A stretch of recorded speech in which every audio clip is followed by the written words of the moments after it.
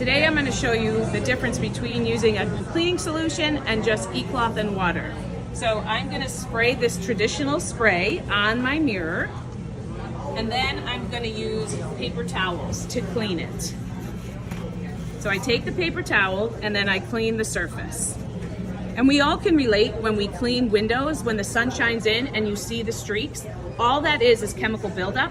And I'm going to show you that on the mirror. You can see the chemical buildup. Now I'm going to clean the eCloth way, which is with just water, and this is just water. I sprayed it in my mouth. And then I'm going to clean that side. I'm going to take our wet window cloth. I'm going to clean the mirror on this side. And then our glass and polishing cloth instead of a paper towel. So no waste when you clean with eCloth. And then you can see the difference on the mirror. This side completely clean and no streaks, and this side has streaks. Pretty awesome.